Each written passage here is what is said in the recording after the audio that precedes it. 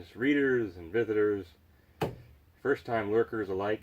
This is Jeff Lavery, editor of BarnFinds.com, here to provide an update on my Junkyard find 1986 Isuzu Trooper long wheelbase two-door.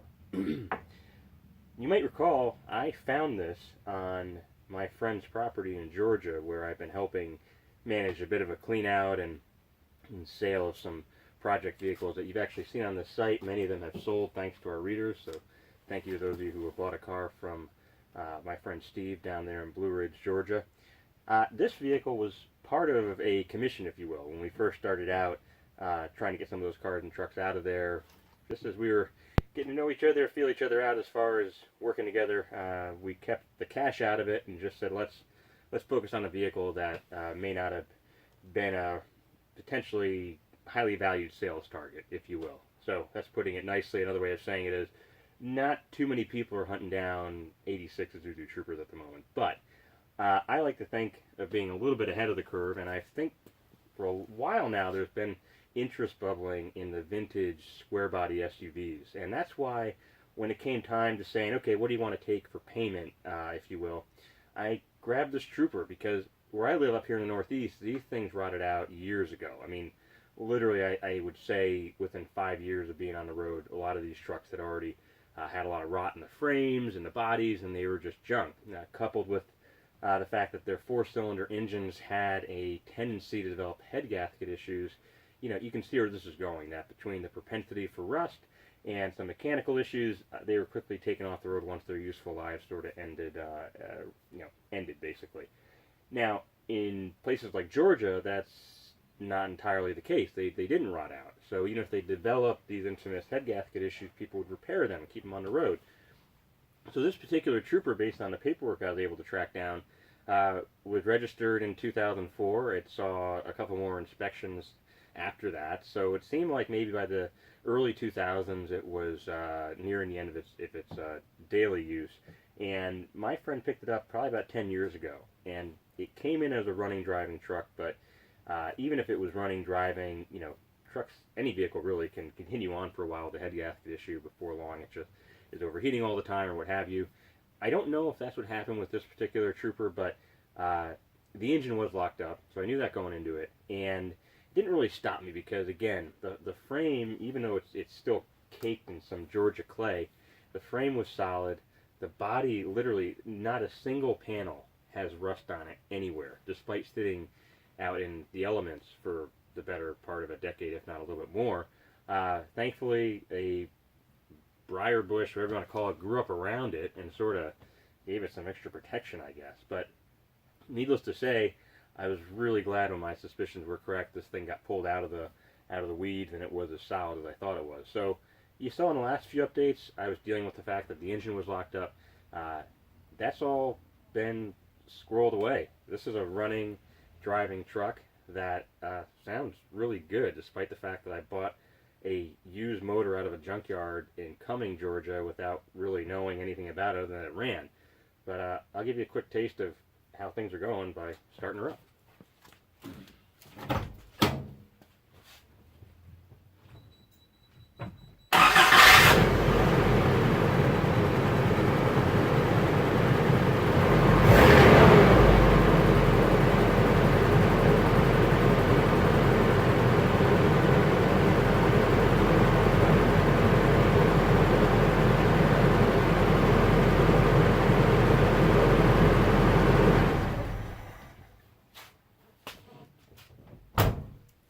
That's not too bad for basically a engine of unknown quantity.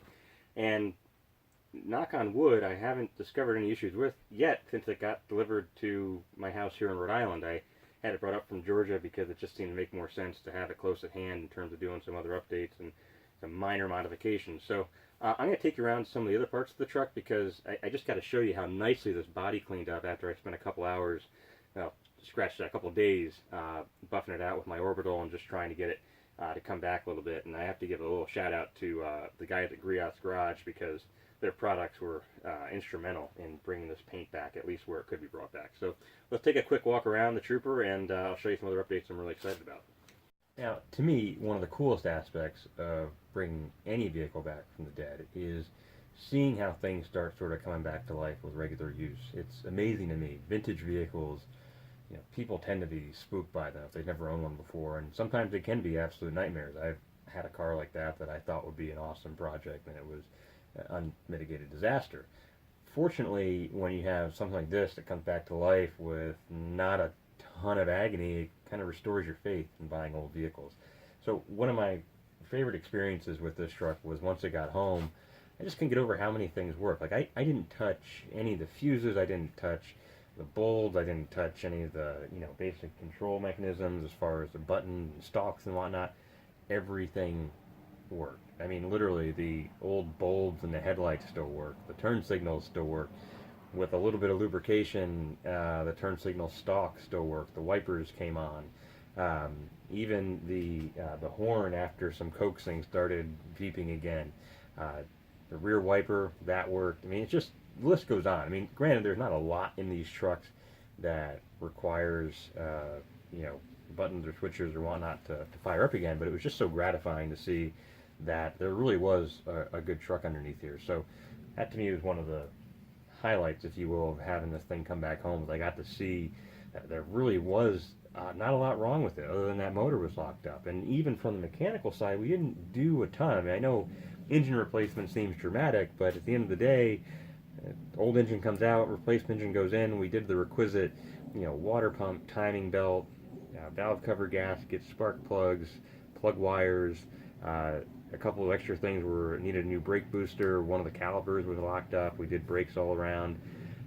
But that, that's some of the big stuff, and there really wasn't a whole lot else beyond that. Now, I'm not saying there's not more that we'll find, because even the shop they use, they said you basically tasked us with getting it running and driving and not do anything else. So they did that, and thankfully it hasn't needed anything else up to this point in order to do just that. So I take this around, I go up and down the street, it runs fine, it shifts fine. It still needs some other things, like I know the oils in the transmission and the transfer case haven't been done, so we still have to do that. And that's a little bit of a tedious process, because there's a very specific kind of weight oil you're supposed to use, and if you don't use the right one, you can actually burn up the transfer case with not a whole lot of effort. The other thing I've noticed is it shifts into 4 high. It shifts into 2 high. It's not shifting into 4 low. So I don't know if that's just a fluid issue or if there's something else more ominous there. I don't know if there's a shifter fork or something like that. I've actually not had a lot of experience with 4-wheel drive vehicles, so I need a little more research on that and see where that's going to go. But overall, from a mechanical side, I haven't discovered a lot of other things that are making me nervous. Now, it could be I'm just naive, and that's a good place to spend time if you don't want to think about all the glass half empty scenarios that might develop. So at the moment, I don't know of anything glaring beyond a mild coolant leak and what looks like a leak at the oil pan gasket. I know that wasn't done. I actually found a new cracked oil pan gasket in the box of parts I had sent down. I'm guessing it just didn't get spotted until that part of the job was done. But as far as all the other new parts that I supplied, those are all on the truck and working as intended. So we'll have to develop a list of the next sort of mechanical needs it might have. But at the moment, knock on wood, I'm not seeing anything glaring. So let's take a look at the body, and then we'll wrap up and look at the next chapter. Here to show you the condition of things underneath. This is a shot of the frame, which I've been working on steam cleaning at night just to get some of this caked on Georgia clay off here. But I mean, that's still a deep black frame. There's no surface rust on here. There's factory undercoating still on these lower panels. I'm trying not to make you dizzy here, but just taking a look underneath, you can see there that frame is rock solid. It doesn't even have any surface rust on it. There's some pockets of it. Sure, the exhaust obviously has some mild surface level corrosion, but overall, this is a really nice frame that should hold up for years to come, provided I don't do anything stupid like bring it out in the wintertime here in New England, which I have no intention of doing.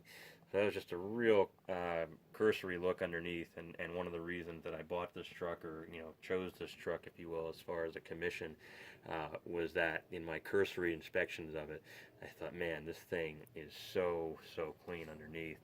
And as we pan up a little bit, you can see that this level of cleanliness really continues to, typical trouble spots, if you will. The door sills have no rust.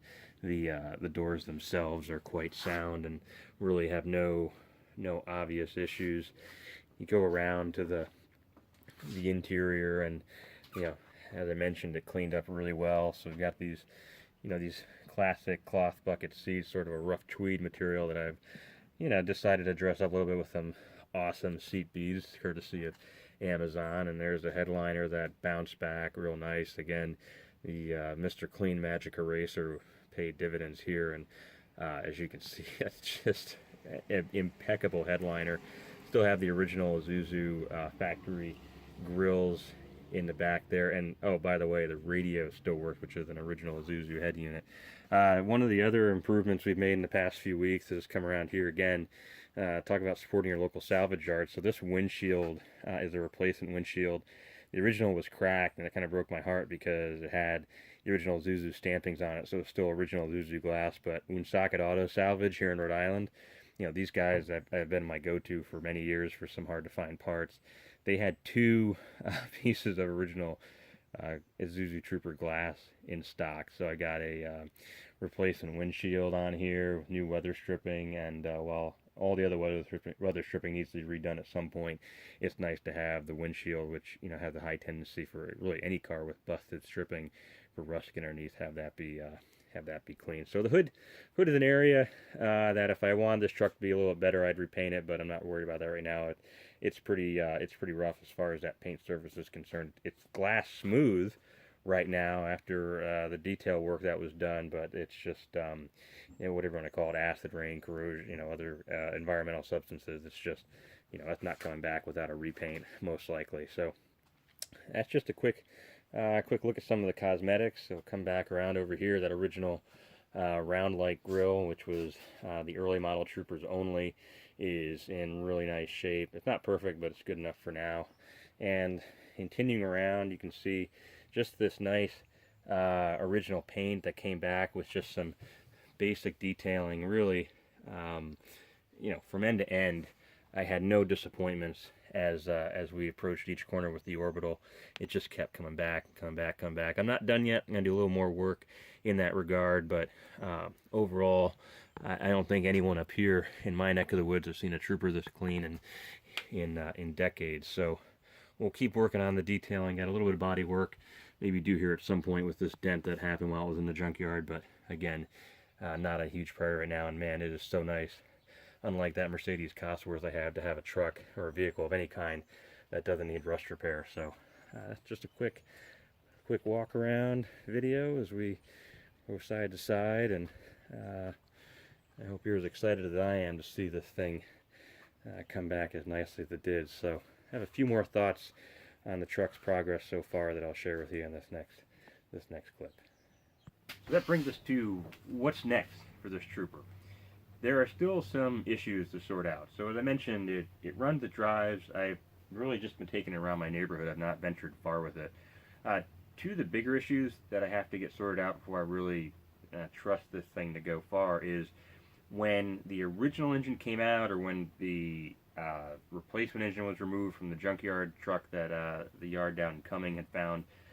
Somewhere along the line, wiring that's really important to confident usage of a Trooper got severed. What I'm talking about are the wires and the harness that provides power to the coolant temp gauge and the oil pressure gauge. Now, I really can't hold anyone under the over the coals for that, because if you're a junkyard removing an engine, you're just getting it out of the truck and putting it up for sale. You're not really sitting there saying, well, I'm going to painstakingly remove every wire from the harness and make sure every original brittle plastic clip is still attached. Likewise, if you're in an environment where you're billing by the hour, you want to get the new engine in and get the truck running, you may not even know that those wires exist. And frankly, when's the last time a shop worked on a 1986 Isuzu Trooper in North Georgia? So All that is to say, I don't have functional coolant or oil pressure gauges, and given that these trucks, even on their best day, had a tendency to eat head gaskets or to lose oil pressure because of some other calamity happening under the hood, I really don't want to drive it a long distance until we have those new wiring put in. Frankly, new senders for those two sensors, and also new plastic harnesses, because while I do have some originals, they're quite brittle. So that's something that's on the list of must do in the short term. And while we're at it, there's some other minor issues. This has a Weber 38 carburetor on it, and it just has an open element filter. I'd really like to get the stock air cleaner unit back on here, so that's not exposed to water. It also means that some vacuum lines can't be hooked up because that stock air cleaner is not on here, so we'd like to get that sorted out. But what I'm most excited about, obviously, is I, fingers crossed, have a very cool old school lift kit coming for this. So there's a company out of California called Calmini, which is one of the initial groundbreakers, if you will, in terms of aftermarket product for a Trooper of this generation. Now, they don't do much with them anymore, but I really kind of begged the owner of that company. I said, could you please pull together a kit for my Trooper, because I really want this thing to have a nice little lift in it. And so that should be arriving this week, and then I've got a new shop here in Rhode Island that's willing to work on this truck. Really cool old school restoration shop that I'm hoping we have a productive relationship with, because it'd be great to bring vehicles like this to them and have you guys see the updates sort of in real time as they happen. So that's all to come.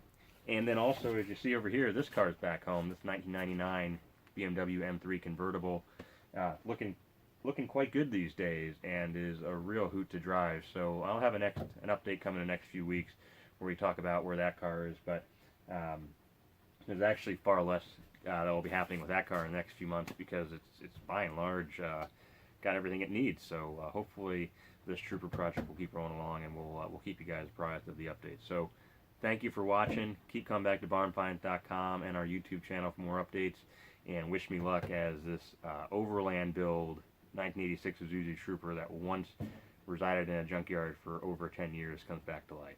Thanks for watching, guys. Take care.